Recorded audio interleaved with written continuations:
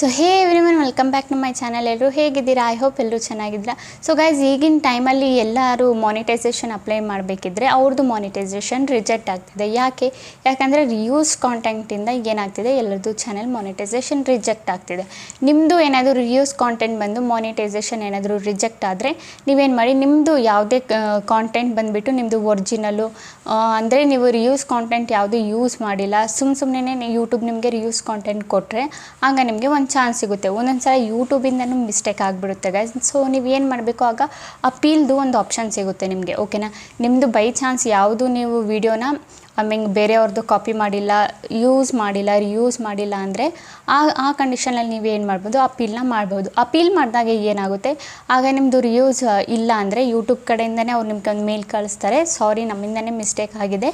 So ಅವರು ವಾಪಸ್ ಏನು ಮಾಡ್ತಾರೆ, ಮಾನಿಟೈಸೇಷನ್ ನಿಮ್ಮದು ಮಾಡಿಕೊಡ್ತಾರೆ. ಬೈ ಚಾನ್ಸ್ ನಿಮ್ದು ಎಲ್ಲಾದರೂ ರಿಯೂಸ್ ಕಾಂಟೆಂಟ್ ಇದ್ದರೆ ಅಪೀಲ್ ಬಂದುಬಿಟ್ಟು ಕ್ಯಾನ್ಸಲ್ ಆಗುತ್ತೆ, ಆಗ ನಿಮ್ಮದು ಚಾನಲ್ ಬಂದುಬಿಟ್ಟು ಮಾನಿಟೈಸೇಷನ್ ಆಗಲ್ಲ. ಆಗೇನು ಮಾಡಬೇಕು, ಆ ಕಂಡೀಷನಲ್ಲಿ ನಿಮಗೆ 30 ಡೇಸ್ದು ಟೈಮ್ ಕೊಡ್ತಾರೆ. ಓಕೆನಾ? ನಿಮ್ಮ ವೀಡಿಯೋಸು ಯಾವ್ಯಾವುದ್ರಲ್ಲಿ ನೀವು ರಿಯೂಸ್ ಕಾಂಟೆಂಟ್ನ ಹಾಕಿದ್ದೀರಾ ಅದೆಲ್ಲ ಚೆಕ್ ಮಾಡೋಕ್ಕೆ ನಿಮಗೆ ಟೈಮ್ ಕೊಡ್ತಾರೆ. 30 ಡೇಸ್ ಆದಮೇಲೆ ಮತ್ತೆ ನೀವು ಬಂದುಬಿಟ್ಟು ಅಪ್ಲೈ ಮಾಡ್ಬೋದು ಮಾನಿಟೈಸೇಷನ್ಗೆ. ಓಕೆನಾ? ಆಗ ನೀವು ಏನು ಮಾಡಬೇಕು, ಆ 30 ಡೇಸ್ ಟೈಮ್ ಇರುತ್ತಲ್ಲ, ಆ 30 ಡೇಸ್ ಟೈಮಲ್ಲಿ ನೀವೇನು ಮಾಡಬೇಕು, ನಿಮ್ಮ ಚಾನಲಲ್ಲಿ ಅಂದರೆ ಯೂಟ್ಯೂಬೇ ನಿಮಗೆ ಹೇಳಲ್ಲ ಗೈಸ್, ಈ ವಿಡಿಯೋಸಲ್ಲಿ ನಿಮ್ಮದು ರಿಯೂಸ್ ಕಾಂಟೆಂಟ್ ಬಂದಿದೆ ಅಂತ. ಸೊ ನಮಗೆ ಬಂದುಬಿಟ್ಟು ಚೆಕ್ ಮಾಡಬೇಕು, ನಾವೇನೇ ಚೆಕ್ ಮಾಡಬೇಕು. ಓಕೆನಾ? ನಮ್ಮ ಯಾವ ವೀಡಿಯೋಸಲ್ಲಿ ರಿಯೂಸ್ ಕಾಂಟೆಂಟ್ ಬಂದಿದೆ ಅಂತ. ಓಕೆನಾ? ನಾವು ಯಾವುದು ಬೇರೆಯವ್ರ ಕಾಂಟೆಂಟ್ ನಾವು ಯೂಸ್ ಮಾಡಿದ್ದೀನಿ ಇಲ್ಲ ಯೂಸ್ ಮಾಡಿದ್ದೇ ಯಾವ ವೀಡಿಯೋದಲ್ಲಿ ಮಾಡಿದ್ದೀನಿ ಅಂತ ನಾವೇ ಕೂತ್ಕೊಂಡು ಚೆಕ್ ಮಾಡಬೇಕು. ಸೊ ನೀವೇನು ಮಾಡಬೇಕು, ಆ 30 ಡೇಸಲ್ಲಿ ಈಗ ನೀವು 200 ವೀಡಿಯೋಸ್ನ ಪೋಸ್ಟ್ ಮಾಡಿದ್ದೀರಾ ಅಂದ್ಕೊಳ್ಳಿ.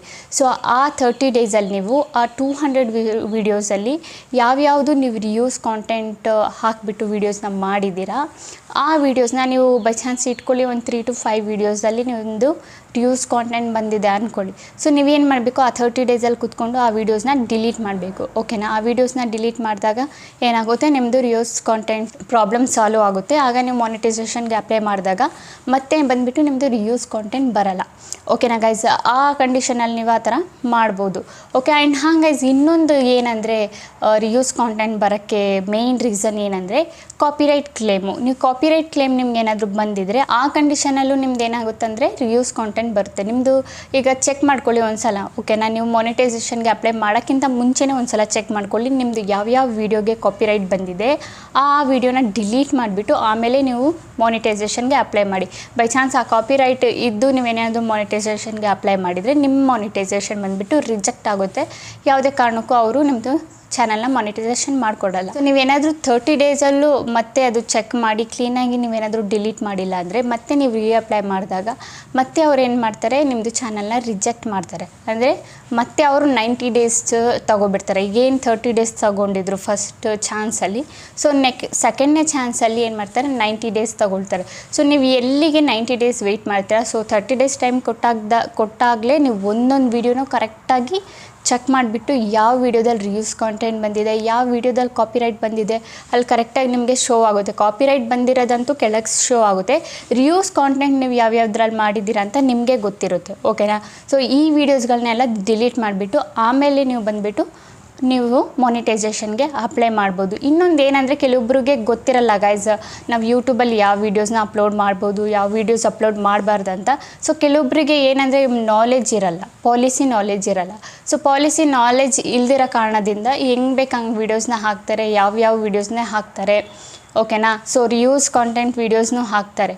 ಈ ಥರ ನೀವು ಏನು ಹಾಕೋಕ್ಕೋಗ್ಬಿಡಿ. ನಿಮ್ಗೇನಾದರೂ ಪಾಲಿಸಿ ನಾಲೆಜ್ ಇಲ್ಲ ಅಂದರೆ ಸೊ ಯೂಟ್ಯೂಬಲ್ಲಿ ನಿಮಗೆ ತುಂಬ ವೀಡಿಯೋಸ್ ಸಿಗುತ್ತೆ ಪಾಲಿಸಿ ಬಗ್ಗೆ. ಓಕೆನಾ? ಸೊ ಆ ವೀಡಿಯೋಸ್ನ ನೋಡಿ ಒಂದು ಸ್ವಲ್ಪ ನಾಲೆಜ್ನ ಜಾಸ್ತಿ ಮಾಡ್ಕೊಳ್ಳಿ. ಯಾವ ಥರ ವೀಡಿಯೋಸ್ನ ಅಪ್ಲೋಡ್ ಮಾಡ್ಬೋದು, ಯಾವ್ಯಾವ ವೀಡಿಯೋಸ್ನ ಅಪ್ಲೋಡ್ ಮಾಡಬಾರ್ದು ಅದೆಲ್ಲ ನೀವು ಪಾಲಿಸಿನ ತಿಳ್ಕೊಳ್ಳಿ. ಓಕೆನಾ? ನೀವು ಫ್ರೀ ಟೈಮಲ್ಲಿ ಏನು ಮಾಡ್ತಾ ಇರ್ತೀರಾ, ಏನಾದರೂ ನೋಡ್ಬೋದಲ್ಲ, ನೀವು ಯೂಟ್ಯೂಬಲ್ಲೇ ಸರ್ಚ್ ಮಾಡಿಬಿಟ್ಟು ನೋಡ್ಬೋದು. ನಿಮಗೆ ಪಾಲಿಸಿ ಬಗ್ಗೆ ತುಂಬ ನಾಲೆಜ್ ಸಿಗುತ್ತೆ. ಓಕೆನಾ ಗೈಸ್? ಈ ಥರ ಡೈಲಿ ಏನಾದರೂ ಒಂದೊಂದು ತಿಳ್ಕೊಳ್ಳಿ, ನಿಮಗೆ ಆಗ ಯೂಟ್ಯೂಬ್ ಬಗ್ಗೆ ಫುಲ್ಲು ನಿಮಗೆ ಗೊತ್ತಾಗುತ್ತೆ. ಓಕೆನಾ ಗೈಸ್? ಸೊ ಇವತ್ತಿನ ವೀಡಿಯೋ ನಿಮಗೆ ಇಷ್ಟ ಆಗಿದ್ರೆ like and comment and subscribe ಮಾಡಿ. ಇದೇ ಥರ ಇನ್ಫಾರ್ಮೇಟಿವ್ ವೀಡಿಯೋ ನಾನು ನೆಕ್ಸ್ಟ್ ಟೈಮ್ ತೊಗೊಬರ್ತೀನಿ. ಅಲ್ಲಿವರೆಗೂ ಬೈ ಬೈ ಗೈಸ್.